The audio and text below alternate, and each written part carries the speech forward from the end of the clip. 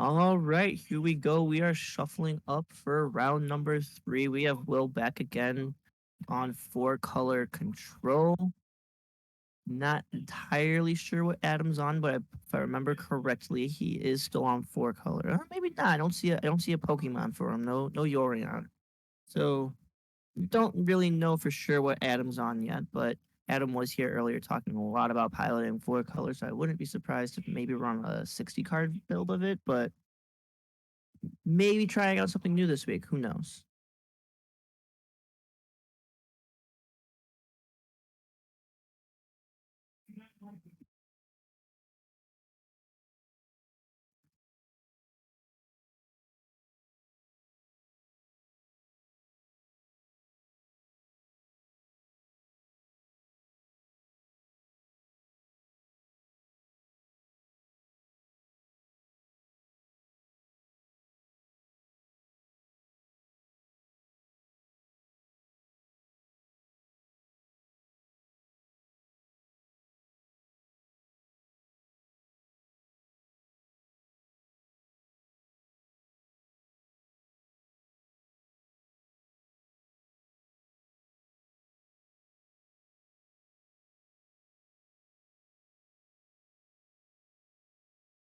Alrighty.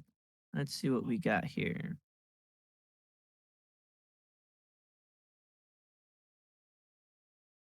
Looks like Hammer Time off out from Adam. So it's gonna be an interesting matchup. Hammer Time obviously trying to go as fast as possible for Color, trying to disrupt them enough until they can start doing all the big dumb things. Hopefully, hoping for a turn two to come out of that Hammer Time or a turn three. Probably why Adam's aggressively mulliganing players at this point. Um, are kind of used to seeing what each other have played um this late into the tournament. And so Adam, plus he was here earlier commentating on Will, knowing Will's on four color, probably gonna try to aggressively mulligan. Sorry, tripped over my words there. Um, going to aggressively mulligan, trying to find that turn two or turn three kill. I'm not sure if Will knows that Adam's on hammer time or not, but we're gonna find out. He does. I imagine that his hand looks like a lot of cheap interaction, leading off with the Esper Sentinel. I have to imagine this is a pretty easy prismatic ending target if it's in Will's hand. I haven't been able to catch a glimpse of what is in his hand. He holds his hand pretty far back.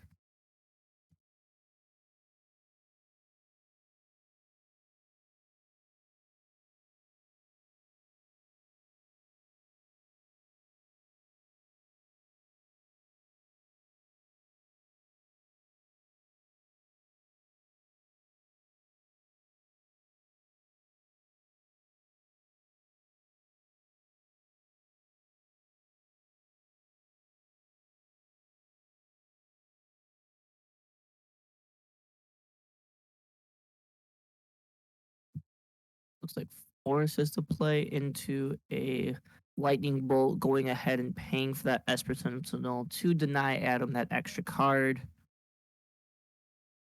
See what the turn two is from Adam. We have a Giver of Ruins into an Ornithopter. No Steel Shaper's Gift. I know that one's in his hand. My guess is next turn we're gonna try to soup up the Ornithopter and get in for a bunch of damage with protection from Giver. I know there's one hammer in hand. I can't see what the third card is.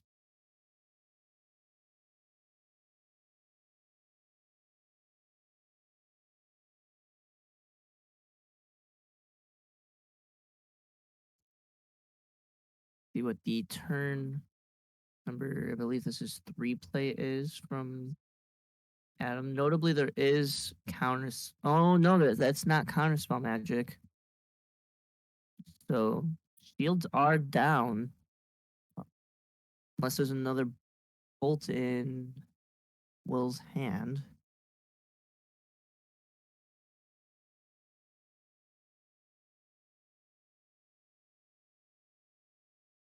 See what we got. We're gonna start with the Steel Shaper's Gift.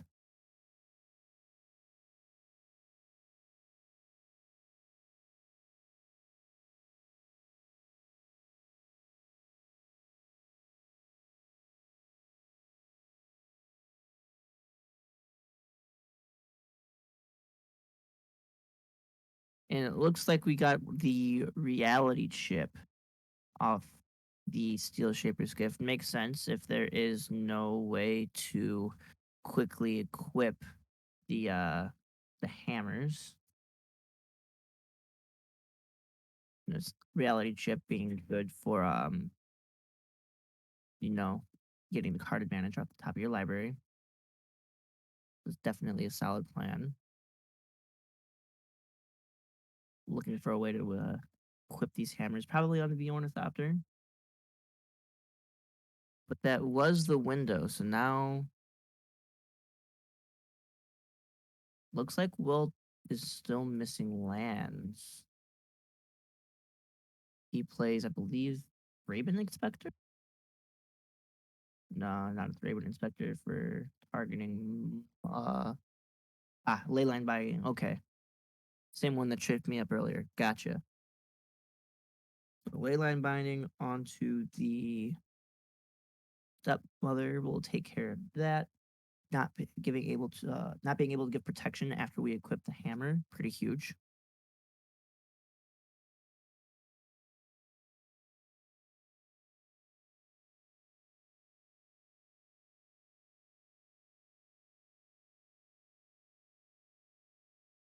Draw a step for Adam, looking for a way to equip this hammer. Pure Steel Paladin would probably be the best draw here. Instead, we got an Esper Sentinel,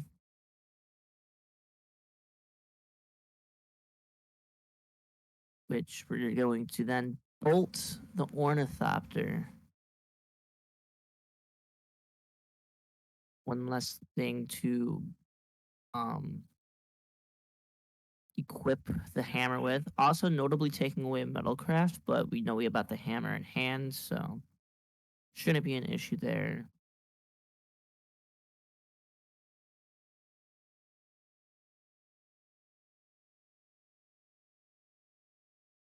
Going to go ahead and let Adam take a card off of the Renin 6 coming into play off the Esper Sentinel trigger. And what is this? Blacksmith skill. Giving the Esper Sentinel indestructible after the Renin 6 tries to downtick on it. Also gets hexproof and a +2/+2 counter until for what it's worth.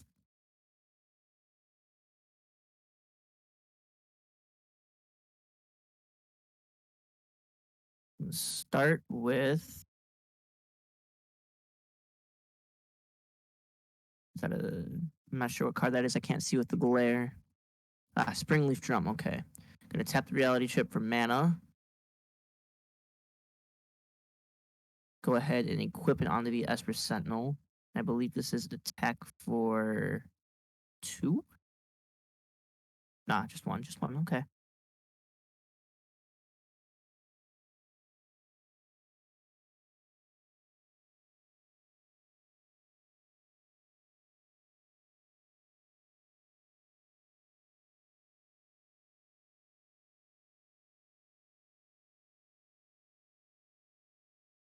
Now that the reality chip is equipped onto the Esper Sentinel, now is we're gonna be able to start playing the top of our deck. So top of our deck always live now. Also, Esper Sentinel a lot harder to kill. Doesn't or well no, it doesn't gain the 0/4. It just gains the ability. So still easy to kill, but I have to imagine there's another blacksmith skill in Adam's hand then, if we spent the mana to go ahead and equip.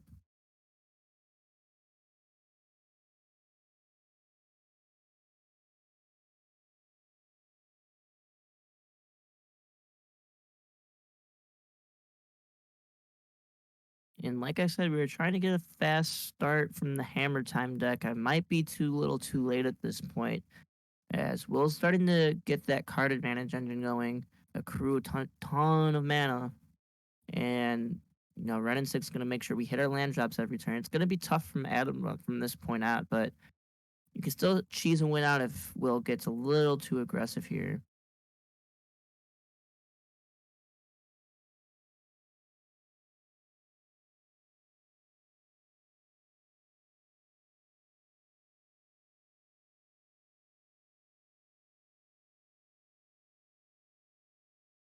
Abundant growth, not paying for the Esper Sentinel, letting us draw the card. Now we got an Eladamri's Call.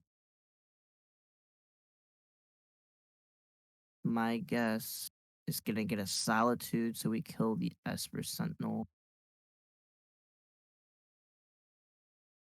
and turns off the reality chip from being able to make the top of the deck live.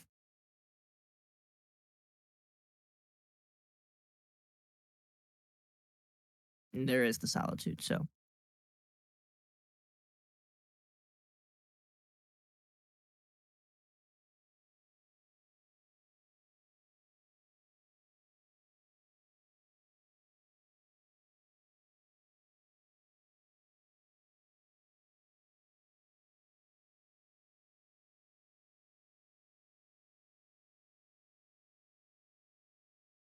okay. In the upkeep here, it comes the Solitude, pitching an Eldamri's Call, taking care of the Esper Sentinel.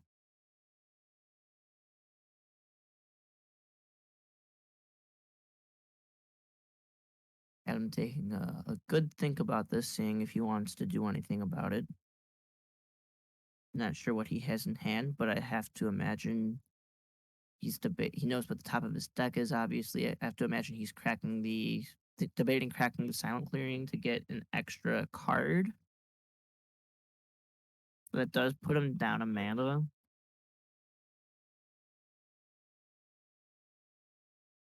Yeah, with the hand being Stoneforge Mystic and Hammer, really you're missing the way to equip at this point. And if that's not what the top card is, I can't imagine the need for all this extra mana.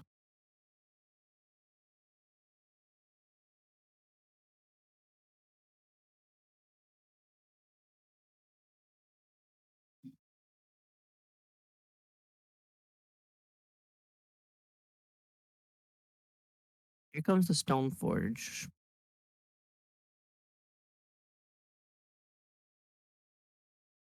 Not sure what we're gonna get here.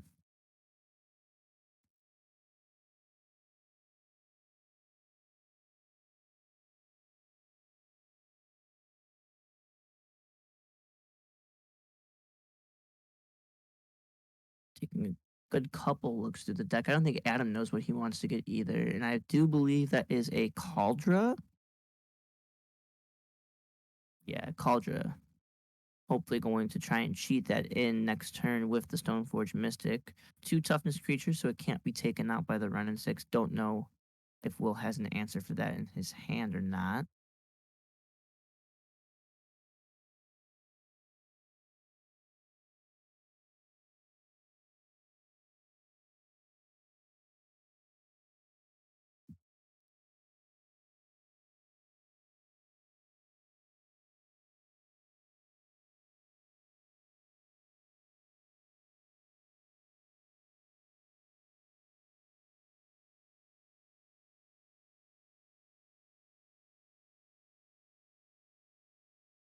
Go ahead and equip the reality chip onto the Stoneforge Mystic as the next play this turn. Making once again the top of the deck live as long as Will does not have an answer. Using the reality chip itself to make the other mana off the Springleaf Drum to equip it.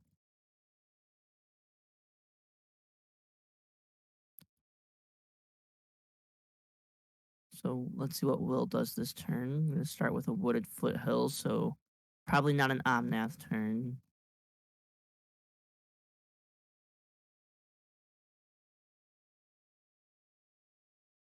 Not being able to make the 4 mana doesn't make Omnath super, super efficient here. There's an abundant growth onto, I believe that's a forest. Could be a swamp though, but if I had to take a guess, it would be a forest.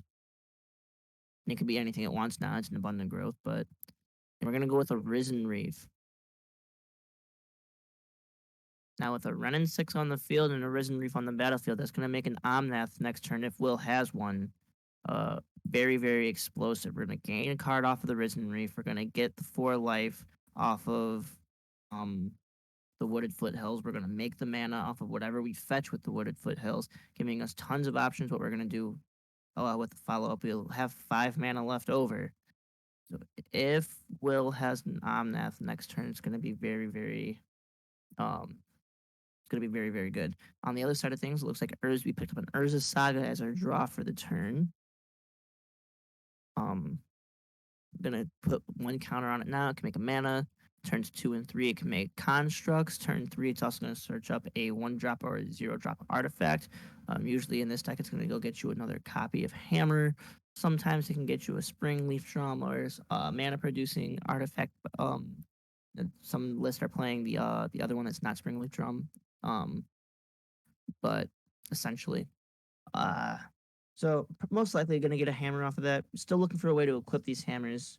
This Kaldra is going to start putting in some work. They're going to start pressuring Will's life total down. Going to go down to 10 here. Oh, nope. We're going to take out the run in 6. Okay. That's fair too.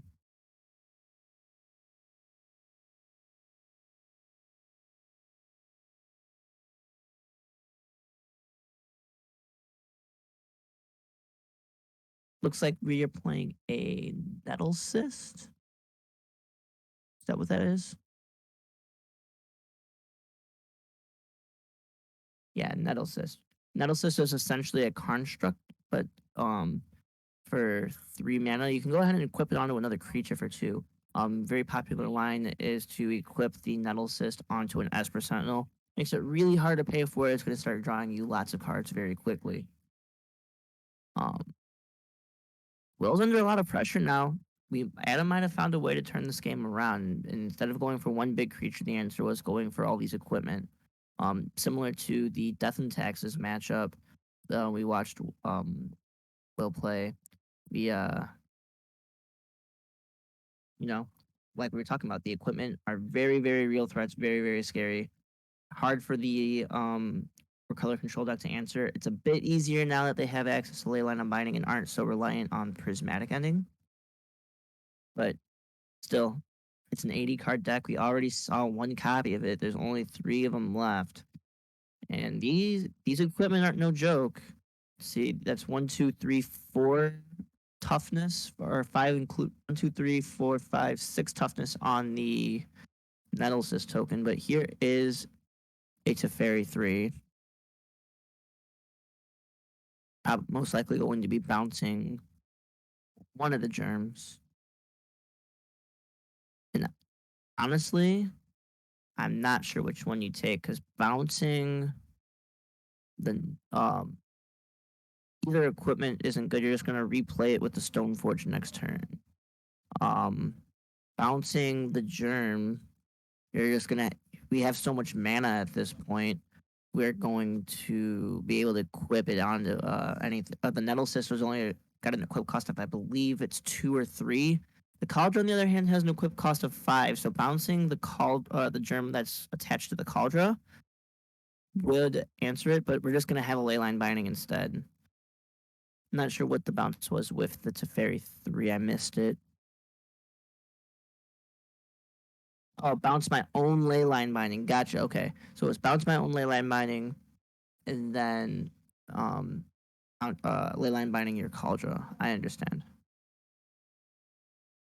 Giving back an Esper Sentinel, I believe. Or no, it was the stepmom that got given back.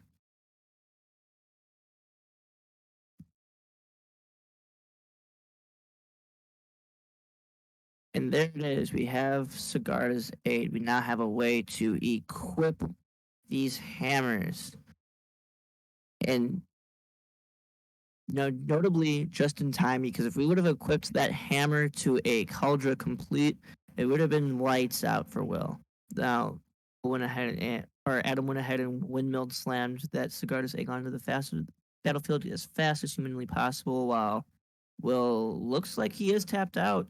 This is going to be a big chunk of damage.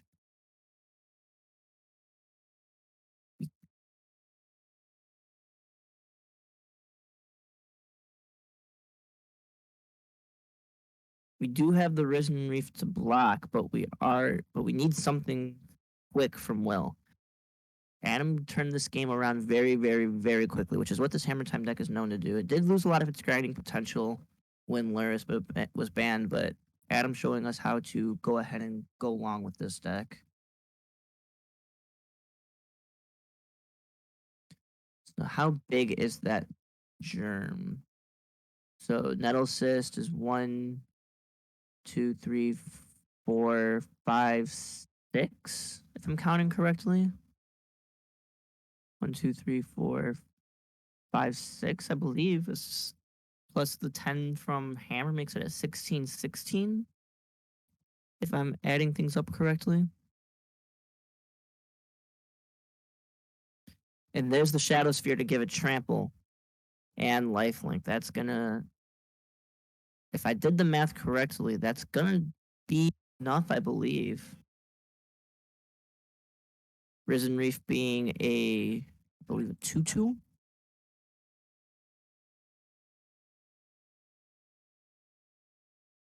Stoneforge Mystic gonna go ahead and search up another piece of equipment here. I'm not sure if we have a spring leaf drum to make use of it if we get a hammer.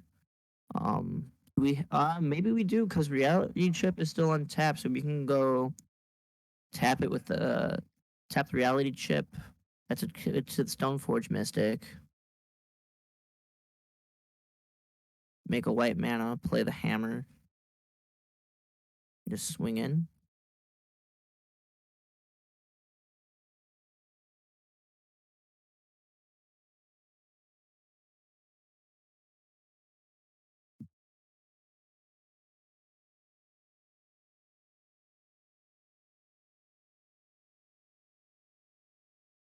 Crunching the math, figuring it all out for Adam.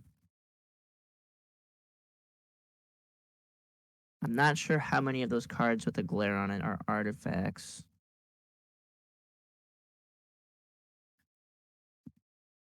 Let's see, 1, 2, 3, 4, and okay, so it is enough. Okay.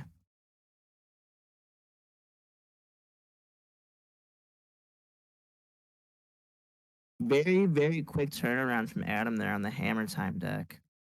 Um, like I said, Will did have some cheap interaction, but just like what we were talking about with that Death and Texas matchup, these equipment cards can put in a lot of work against these 4-color decks. Um, Adam with his handy dandy sideboard telling him how he wants a sideboard, always good to be prepared. Um, but these artifacts, they could put in a lot and a lot and a lot of work, you know. Um, just as you saw, even eventually when the leyline binding was bounced to take care of the Cauldra complete, the Nettle Cyst came in and just put in work. Eventually getting equipped with even more things, but that's the way it goes sometimes. You know, you just gotta wait for 4-color to do their thing, and they're gonna interrupt your plan. And then you have to be able to rebuild and hit them again. So very fine work done from Adam there. I don't think there was much more Will could have done either. Just the way the cards came out this time.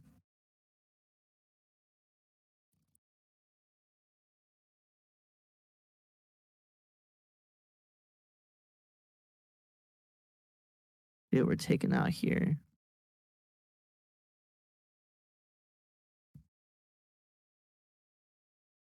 Looks like we're taking out the Esper Sentinels. That makes sense.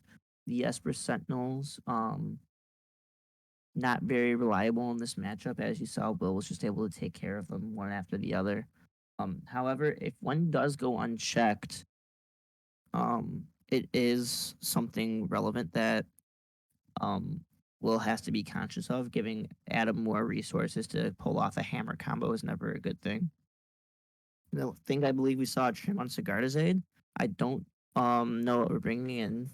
Trimming Sigarda's aid just seems kind of fine when you're trying to go fast anyway.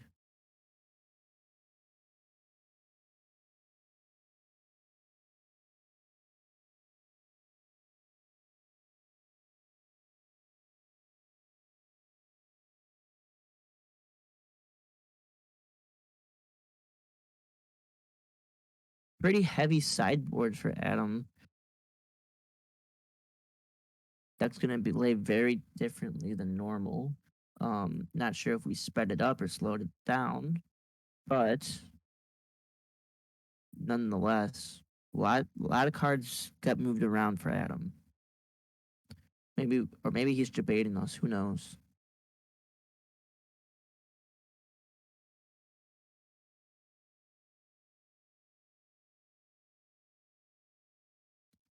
Looks like we got 7 card hands for both players here. Can't really see what's going to be in either of them. Adam goes very fast with his cards. Hard to catch a glimpse, and Will just holds his hands back super far, so super hard to see. But looks like we got some lands and spells from both players.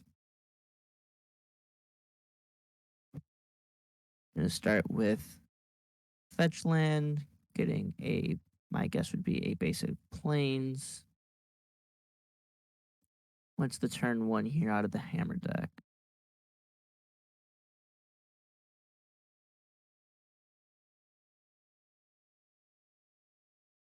I'm gonna go with the Springleaf Drum, make some more mana. No 0 mana cost artifact to go with it, however.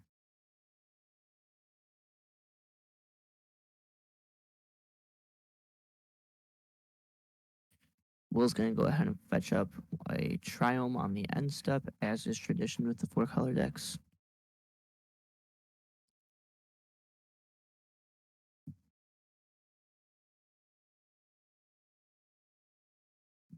In the words of the folks on Letterkenny, you just never mess with tradition.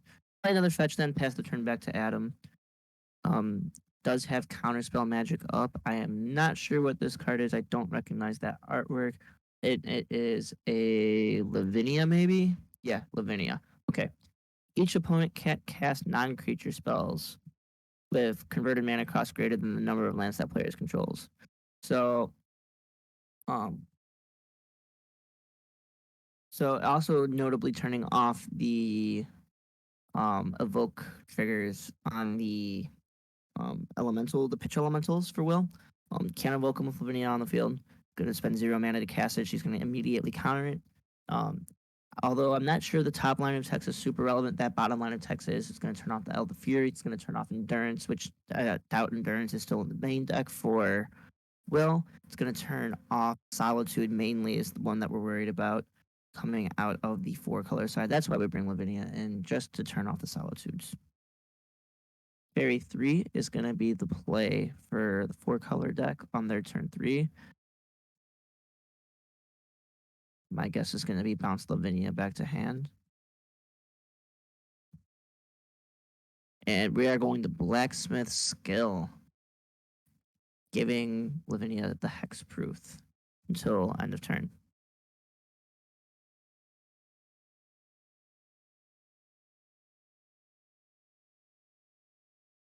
Gonna play a Windswept Heath. My guess getting another basic plane.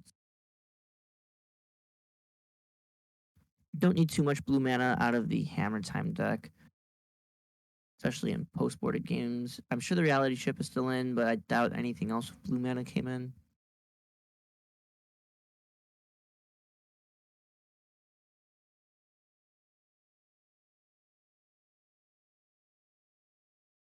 Props to Adam too for getting the sequencing correct with the blacksmith skill. He had to do it right then and there. Otherwise, Teferi would have been able to bounce. And this is a big 4 color hoser card coming out of Adam's board here. Hushbringer, with the one of the weirdest artworks in Magic's history. Um, 2 mana 1/2 with flying and life a link, and then it also has the torpor orb effect of creatures entering the battlefield don't cause the abilities to trigger torpor orb on legs, if you will, or in this case on lips, maybe. I'm not sure, but regardless, still huge in Will's deck. No more, even though we got rid of the Lavinia, no more ETB effects from these solitudes, still shutting them off. And here's another Teferi to go ahead and answer that Hushbringer. Also, it would shut off the Omnaths and Risen Reefs in the deck as well. We are going to be able to replay the Hushbringer this turn. I can't imagine us not doing that. That card's really good in the matchup. And here is Lavinia. And here's a Leyline Binding. I'm not sure. I'm pretty sure this is in response to Lavinia's. So we are going to be targeting the Hushbringer. And I'm not sure what we're thinking about here. Will's not going to, or Adam's not going to be able to respond to this with the Teferi. Clock is down to 20 minutes. So if this goes to a game 3, um, definitely want to have enough time for it.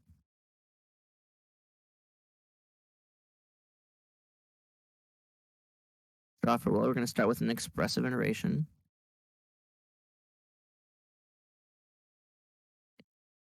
Take a look at the grip real quick. One goes to the hand, and we're going to exile. This looks like another copy of Teferi 3. We go ahead and legend rule that Teferi, bounce your Lavinia back to hand, and say go, I would guess.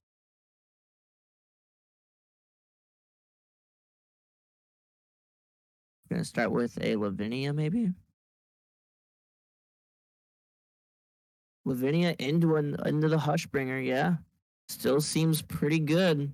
Got rid of one Hushbringer. The second one probably not bad.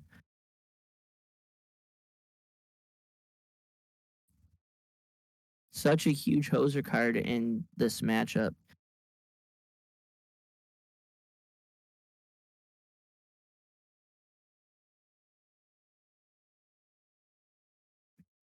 We can't evoke anything. We can't have all of our ETB creatures do a thing.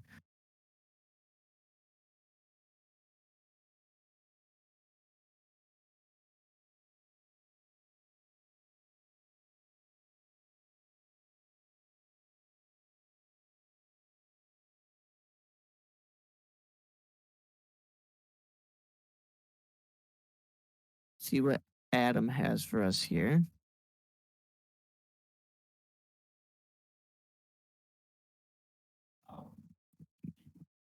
Linnea being a 2/2 and Hushbringer being a 1/2, we can do minimal pressure to Will's life total while also answering with Teferi.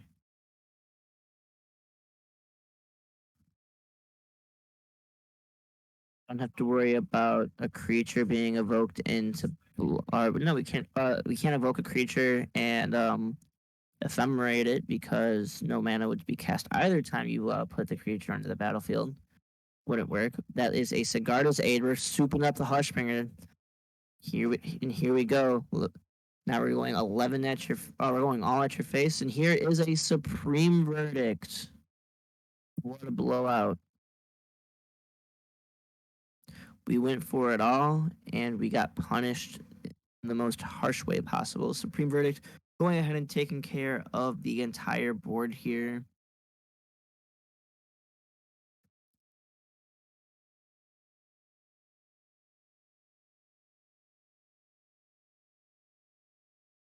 Of course, Supreme Verdict being able to be cast because of Teferi's uptick. Then we went ahead and put it in Ice Fang Coil. Now that creatures entering the battlefield can have effects again. Go ahead and draw a card, give us a blocker against the next creature with a hammer. We do not have Death Touch yet, I don't believe.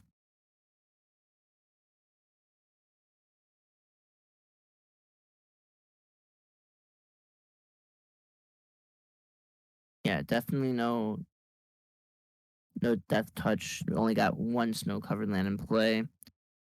We got a 16 turn clock on the field. 17 minutes left on the timer. We saw this Hammer Time deck turning around quick at the end of game one. Let's see if we can do it again here in game number two.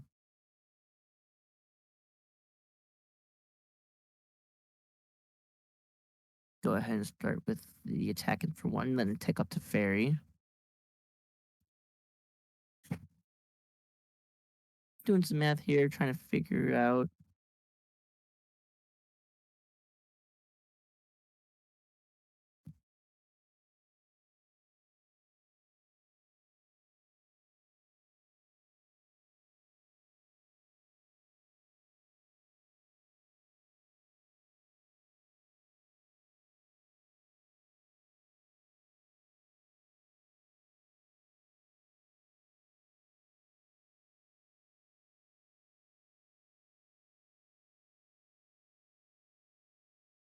Lots of moving pieces to this Hammer Time deck. Sometimes it's supposed to take it down, slow it down. And it's Chalice on one. We got a little bit slow rolled on that one. That kind of seems like a windmill slam to me.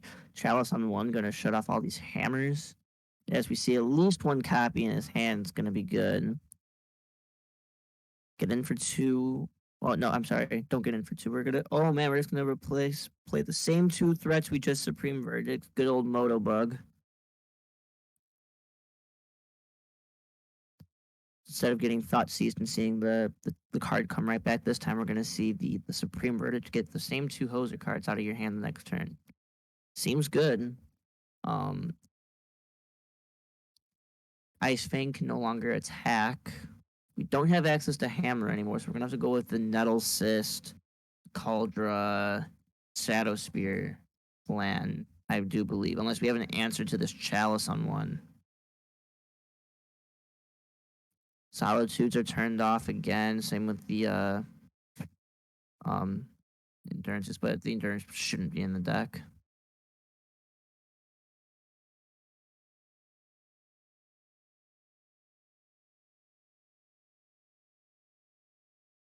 There's an Omnath. Nothing happens. Good thing we didn't draw that card. That would have been an issue.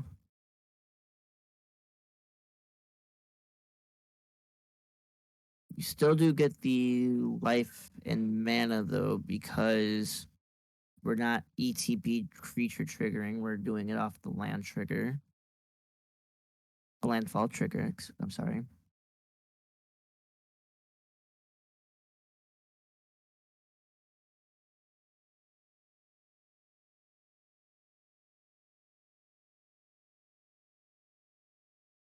And just a passing of the turn back. I think Will's firmly in the driver's seat of this one, but Will also needs to finish this game quickly, or else we are going to go to a game three with a short amount of time.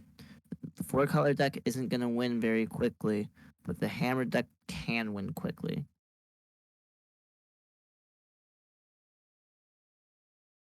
So Will's objective is to finish this game and finish the game quick. Oh, here's a Pure Steel Paladin. Do we have Metalcraft? I see Pure Steel is not an artifact. We do have the Springleaf Drum. We do have one hammer. We know about the other hammer in hand.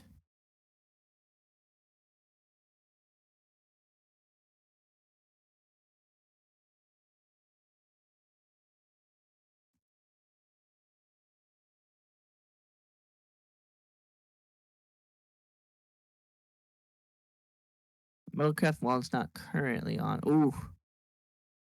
Oof. Okay. Well, that'll do that. We took care of the Hushbringer, bounced it with the Teferi, and Fury came in and cleans up the rest of the board. Swings right back into Will's favor real quick.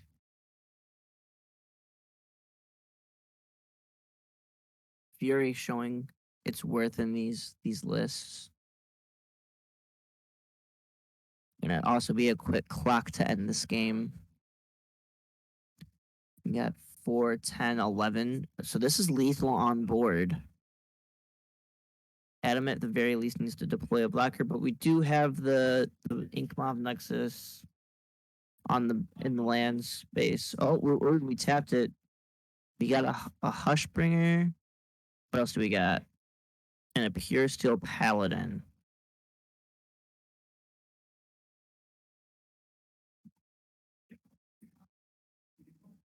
So my guess is we're going to put we're gonna make mana off of the steel springlet drum. We know about the other hammer in hand. We're gonna put the hammer into play. Equip. Oh, we already have metalcraft. Even easier. It saves you your hammer. Yikes.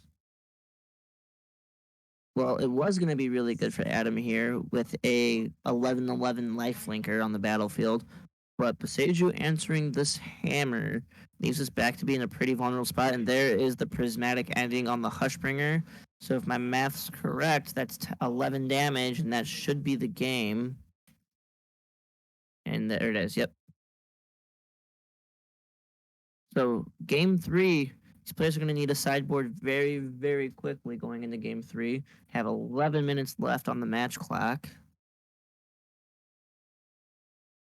Like we said earlier, it's going to be really tough for Will here because Will has to Will has to get a threat down really quick and write it out to the end. But Adam also has that potential to just turn two, turn three, kill you.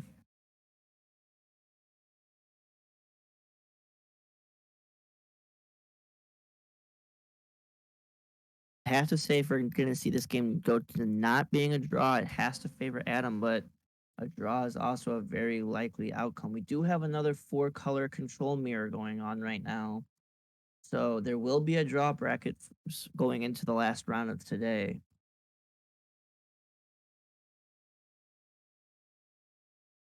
Looks like the other 4-color game is also still going on. I'm not sure what match or which round they're in, or which game we're in. I'm sorry. I don't know why I got to every word but game, but we did.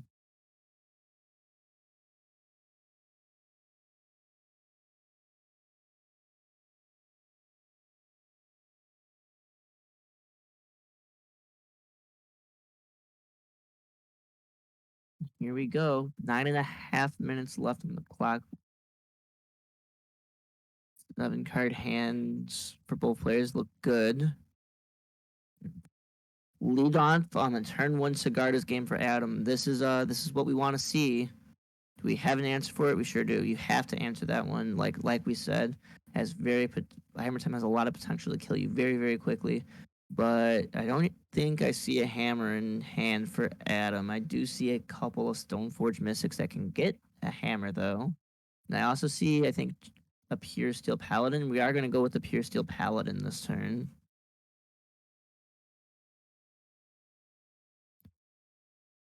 Not sure how quickly we're going to get Metalcraft. We're going to go with an Abundant Growth onto a Forest. Maybe that's a mountain. I'm not entirely sure. It could be whatever it wants now, though. That's what matters.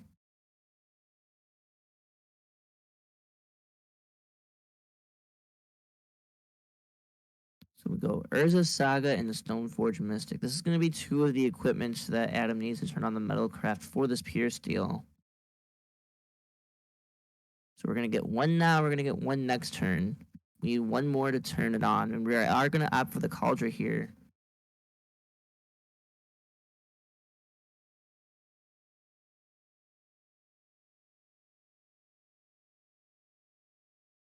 If we draw Hammer next turn, we do have Lethal. We can just go Cauldron, or we could just go Hammer, Hammer. Or no, we have to have a land too. You can cheat in Cauldron with Stoneforge, Hammer, Hammer, put it all on one creature, and then boom. Bada bing, bada boom. So we got to see what Will does here. Needs an answer to this, to the Metalcraft. I just said his name. We need to find an answer here to the Pure Steel Paladin. Bolt gonna do. Oh no, we got a blacksmith skill. That's huge. Gets indestructible and hexproof until end of turn. Now we need not only an answer but an instant speed answer. Do we have a land? So we have a land. That's step one. Step two. Cauldron. Trigger. We have two artifacts.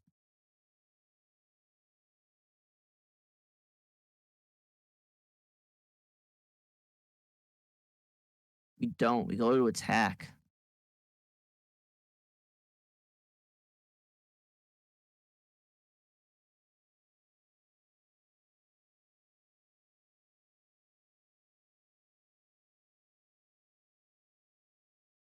Swinging in with the team. I believe this is for an attack of 7.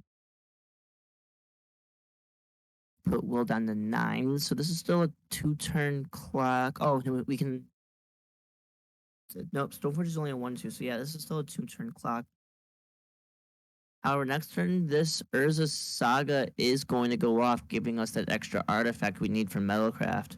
So once again, we're in a position where we need to have an answer for the um for the Metalcraft. Here we go. Oh, Giver. Giver's not going to do much here.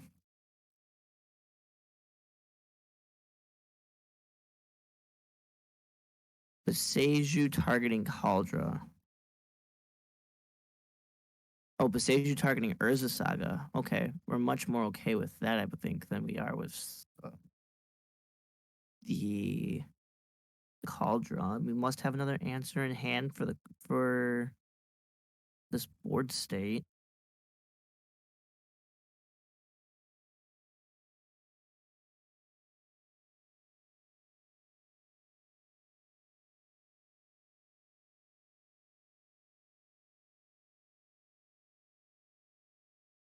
Will down to 8. This does put him within being in range for lethal.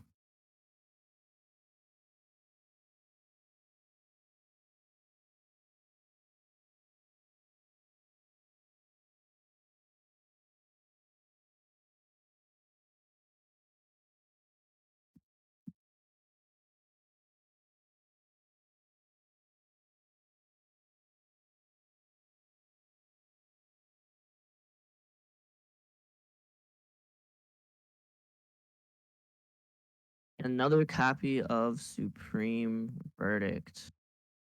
Wowza. Now, the Cauldron having Indestructible doesn't die to the Supreme Verdict. That is going to take care of the rest of the board state. Another copy of Urza Saga, probably not unwelcomed. Never a bad time to play a Saga once after like turn 2.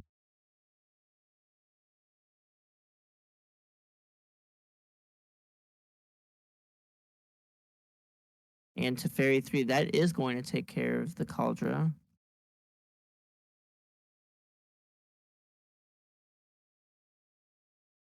Bouncing the Germ, leaving the Cauldron on the battlefield, however. Um, I don't know how much I like that play without there being a Stoneforge Mystic in play. It is only 5 mana to equip the Cauldron, I believe. 7 mana to play it. And either way, the Germ doesn't, it disappears. So don't know how much I love that play. Oh, equip 7. Never mind. It doesn't matter.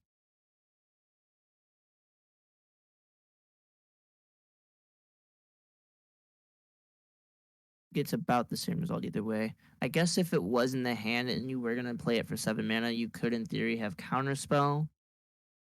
But I don't think that's what this game is going to be about in the long run. Here is the Pure Steel Paladin. We know about one hammer in hand still. We know one's coming down next turn. And once again, we're in a position. We know there's one in hand. We know there's one coming with Urza Saga. I believe is that the artifact land, or is that the Aganjo? Oh wait, the artifact lands aren't legal in this format. I've been playing a lot of Pauper lately, so the artifact lands are still legal. So we have either way, we're still gonna have Metalcraft next turn.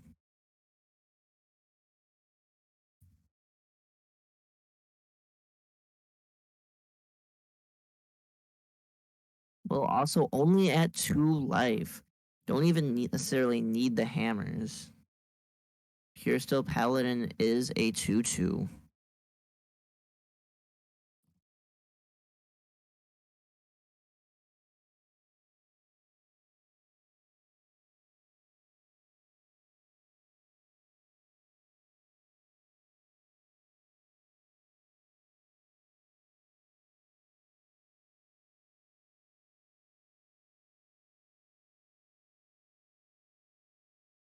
Looks like we have one construct.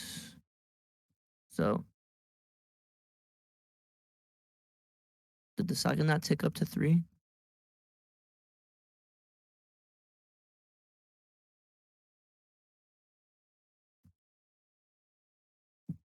I guess saga's only going to be ticking up to two this turn.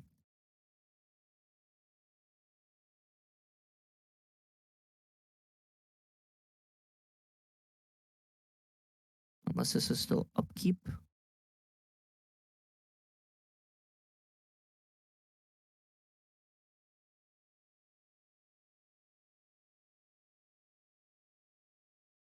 Debating on what to do with the saga, maybe.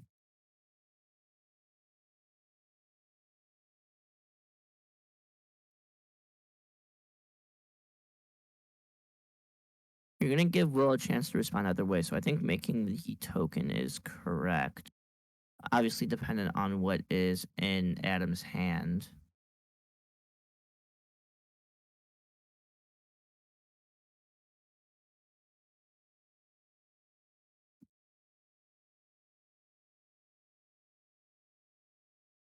We do have Metalcraft this turn, and it's pretty much Supreme Verdict or bust at this point, I do believe. We got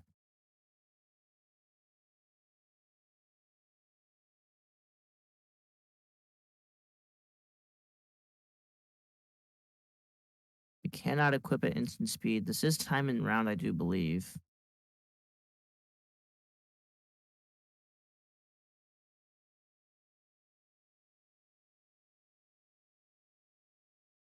We're gonna kill Pure Steel. So now we just have two 3/3s. One of them can't attack. So we're just gonna say no attacks.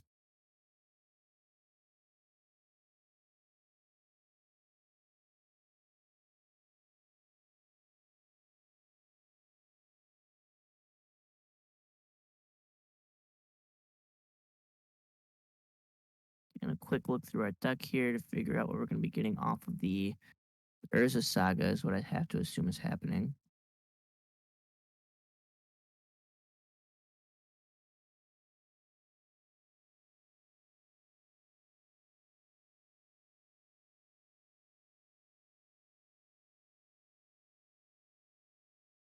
Oh, okay. So we have ticked up the Urza Saga. We're just resolving it now.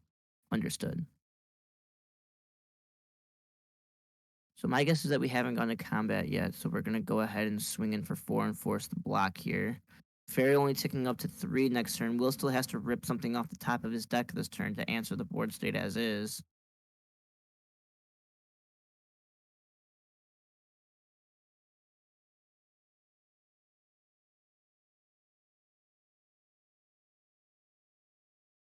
Flip the Shadow Sphere, we can make the construct of 5/5. Is that lethal? Oh, you don't even need to equip it now. Gain three, take five.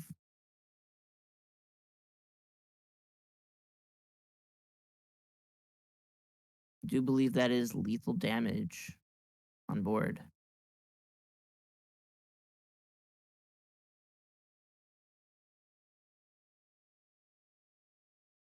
That should do it. I don't, unless Will has exactly Solitude here. The Solitude white card. Oh, Wintford's a fairy. Okay.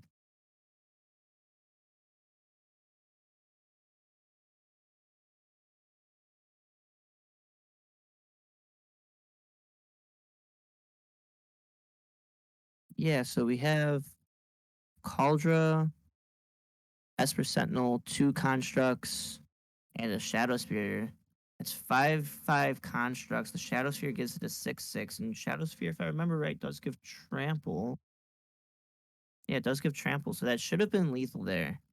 Not sure if we just missed it or well, Will did not have an answer anyway, so that's gonna do it here. Round number three.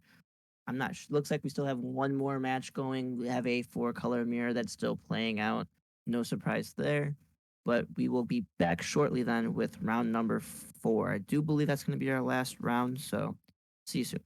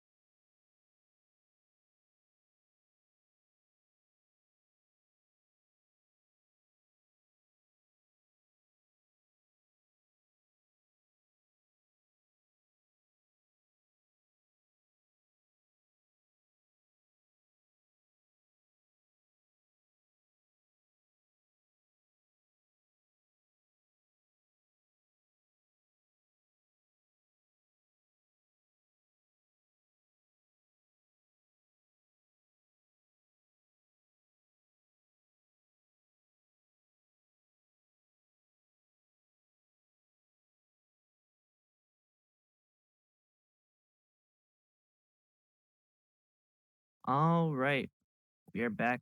Exact same matchup, but this time it's for the championship.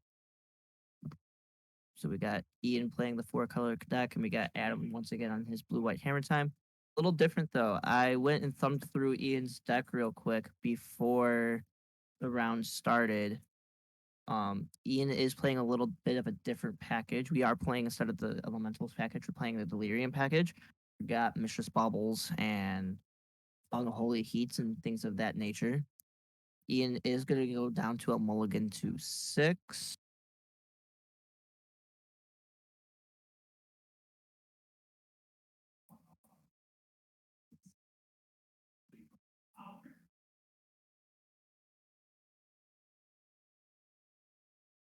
Oh, I think Adam's game plan is relatively still the same, though. It's going to be a little harder with the addition of the Unholy Heat package. Um, it's still not gonna help against the still not gonna help too much against, if something gets equipped with a hammer, you're gonna have to do it before they gets equipped with a hammer.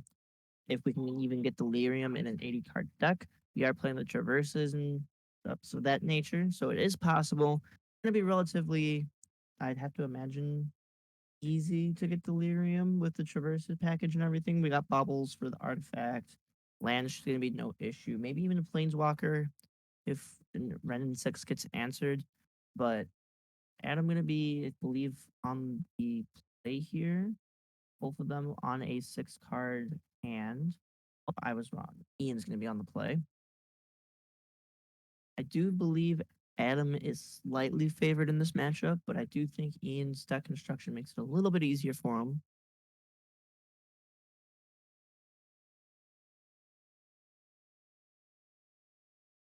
We can clean up some of these early threats quickly. Although we aren't playing the evoke creature, so we have to answer these threats insanely quickly. We're not going to have a solitude. We're not going to have fury.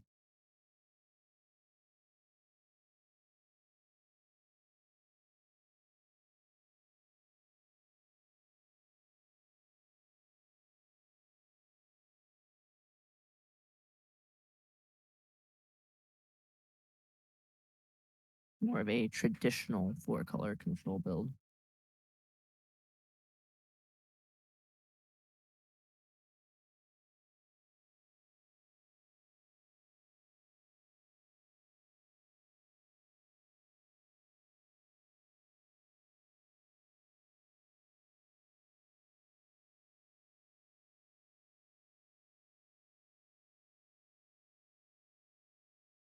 Looks like he had a couple lands and pass go for Ian. Adam has turn 2 play of a Stoneforge Mystic. Not sure what we grabbed off the Stoneforge. We're still taking a peek. Reality Chip is pulled to its front there. Nice way to accrue card advantage in the early games, but we are going to go for a hammer. This leads me to believe that we have a Sigarda's Aid effect or a Pure Steel Paladin in hand.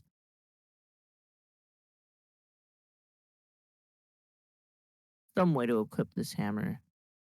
There's an Ornithopter. Go ahead and pass back to Ian.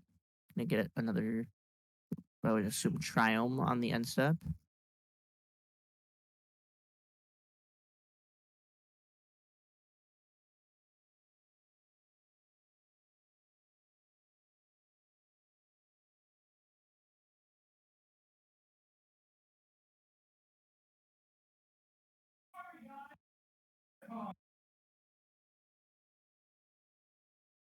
So good to go with an expressive iteration for Ian.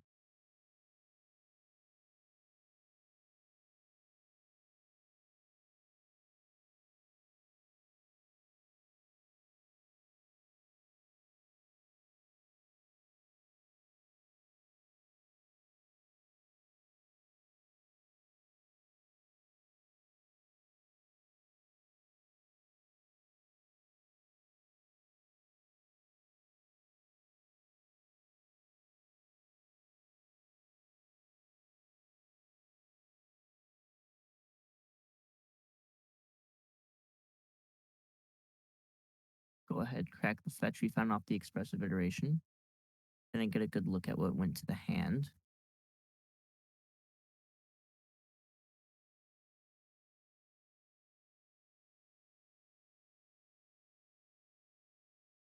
Go ahead and play an abundant growth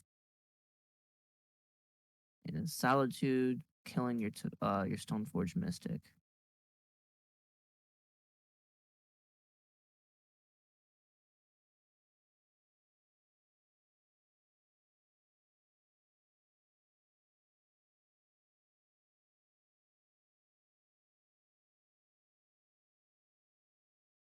Yes, we are playing the evoke creatures. I didn't see them when I was thumbing through. That's why I was a bit confused. Got a Ginger Brute, attacking for one. We got a Stepmom. So no way to equip this hammer we have stuck in our hand now. Um, that was a very good window there that sadly Adam wasn't able to take advantage of. Got another expressive iteration coming from Ian, spinning our wheels a little more.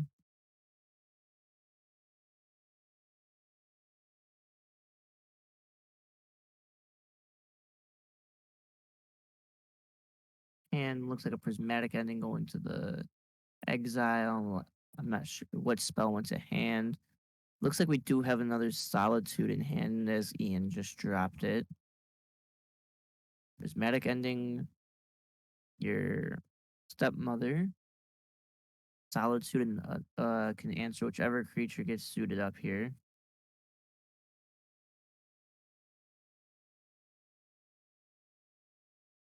If we're able to suit up a creature, that is.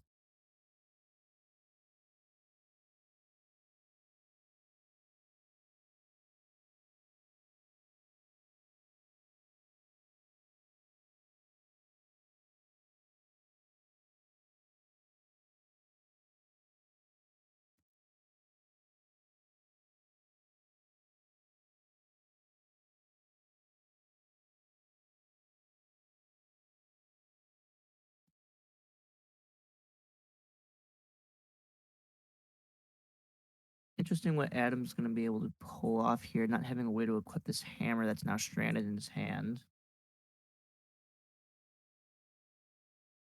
Oh, and it looks like a Ren and 6 was the pickup for the turn from Ian, able to answer this Ginger Brute.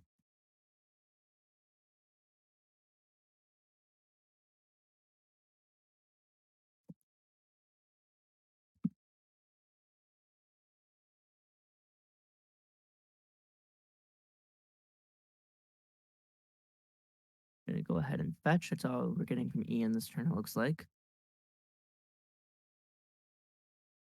I guess we get a Hallowed Fountain. Oh, nope, just basic land. Okay.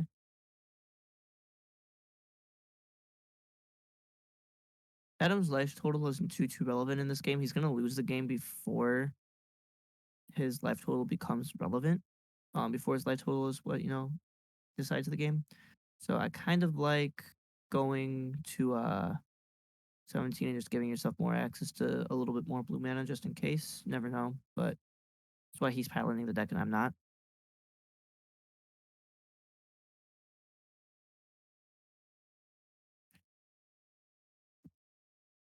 Getting a artifact off of our Urza Saga now. Got to be a 0 drop or a 1 drop. Both of these constructs are going to be 4/4s now, able to take care of the Ren and 6 this turn. Or if we just start going face, they're both going to be 4/4s this turn, possibly 5/5s if we play that hammer that got left in our hand. And just like that, once again, this hammer deck just turns on the gas when it's seemingly on the back foot.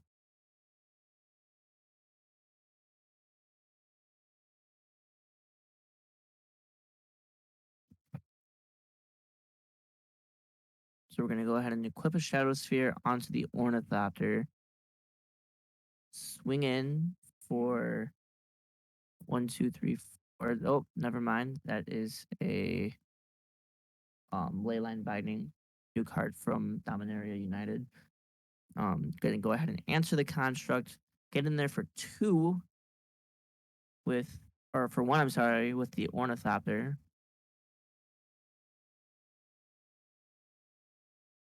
One lifelink trampling, please. Now we have a Omnath. The other construct dying did shrink this one down to a 3/3, so we can't get through an Omnath even with a Shadow Sphere without playing this Colossus Hammer we have in hand, unless um y- yeah, unless we have another artifact besides that coming up next turn. But I'm pretty sure we would just have to play the hammer to get through. Oh well, there's Solitude answering the Ornithopter, so that line doesn't work anymore either. I believe that is the hard cast. Yeah, okay, so we did hard cast it off of the Temple Garden, and then the rest of the mana that Omnath produces.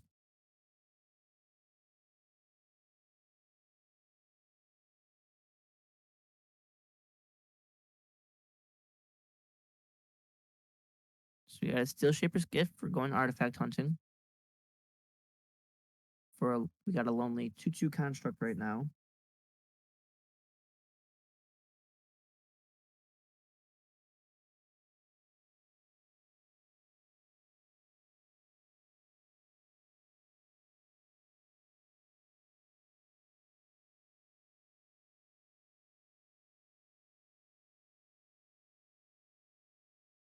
Gonna go ahead and get us a reality chip. Go ahead and start looking at some cards. Gonna shortcut a fetch land while we're already inside the deck.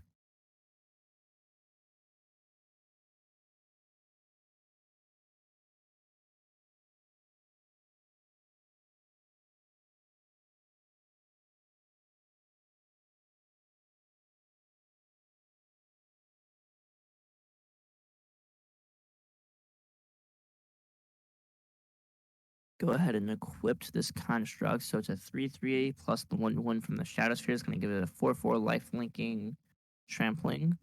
Not going to be able to get through Omnath. Could potentially get through Solid.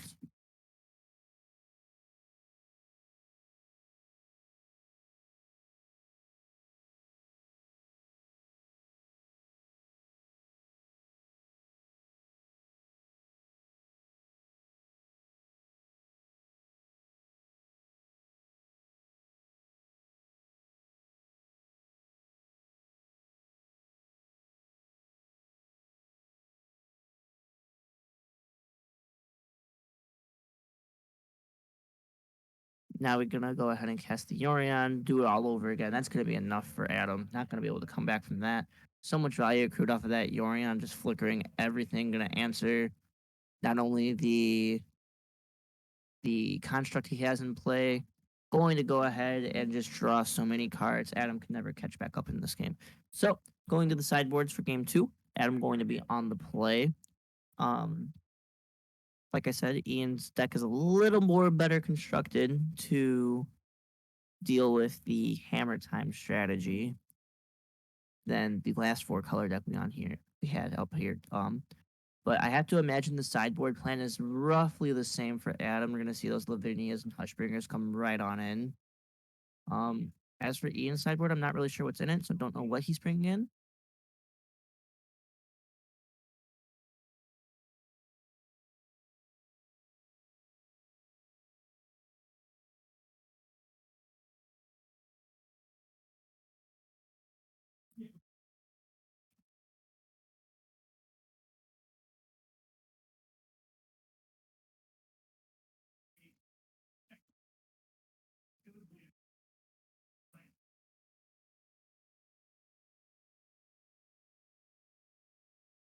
And the Esper Sentinels and Ornithopters come right on out for Adam. I think that's a strong call. I don't think we saw any Bobbles, Traverses, or Unholy Heats, or any of the Delirium package for that matter last game. So I'm not sure if Adam is ready to expect that out of Ian's deck or not. I know the two are friends, so maybe Adam already has prior knowledge of that being a thing, but maybe not. Maybe he won't be ready for it and get got by it. That's the case. Um, and that's good for Ian. store champion. If not, go to a game 3. I'm sure either way, it's going to be exciting magic. I have 35 minutes left on the clock, so do want to pay attention to the clock during round 2. Make sure you leave yourself enough time to run a game 3. Ian, go ahead and opt in for the pile shuffle.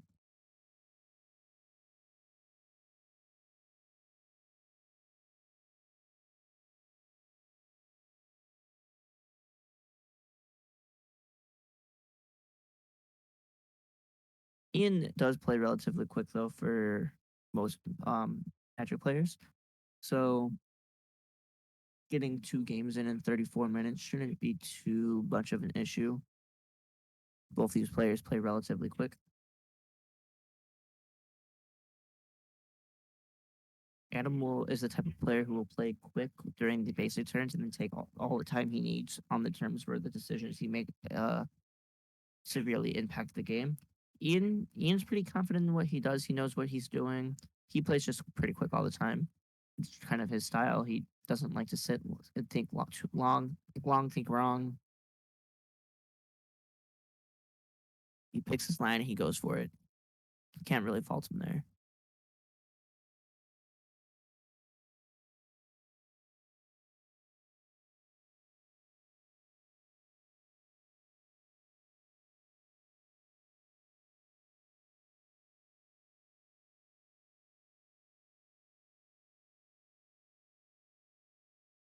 The opening hand. Both players say we're good. Adam gonna go ahead and lead on turn 1 S%. Strong, strong turn 1 play out of his hammer deck. Especially even more impactful than last game with Ian being on the Delirium package versus um, the Elementals package.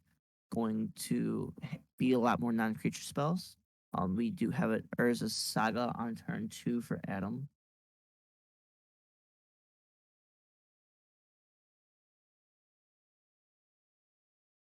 Now we got a Stoneforge Mystic. Gonna go get another artifact out of here. Help us start on this Delirium.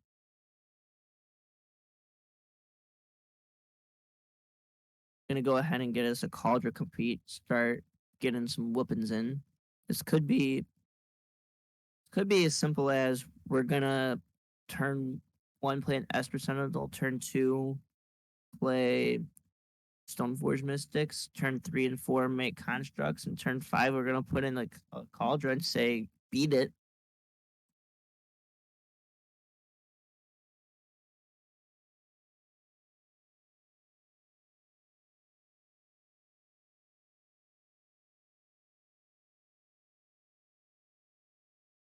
Gonna land from Ian. Unholy Heat, triggering your Esper Sentinel. Oh no, we're paying for it.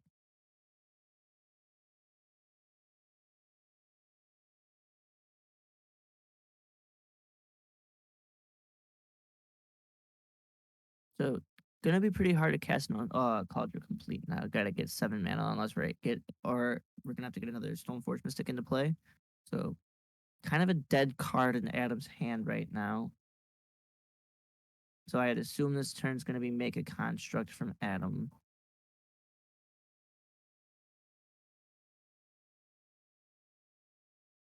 Gonna prismatic ending the Esper Sentinel, not paying for interesting. Not paying for the trigger, but leaving up 2 mana.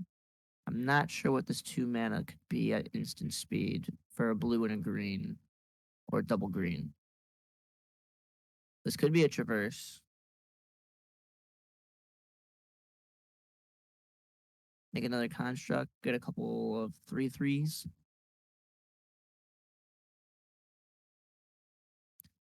I do believe Ink Moth Nexus is an artifact creature when you activate it.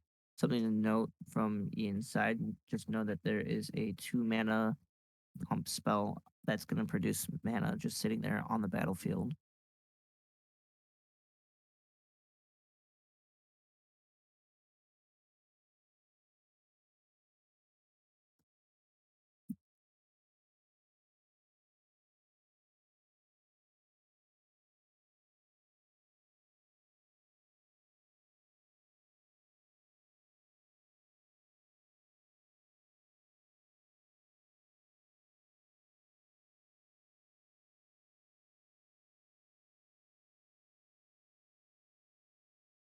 Inkmoth does turn into an artifact, so go ahead and got us a Springleaf Drum of the Urza Saga. Gonna make some mana with that off the other construct. Put in a Gingerbrute and send in the team. Gonna be swinging with a construct that is a 1, 2, 3, 4 and a 1/1 Gingerbrute. 1 mana open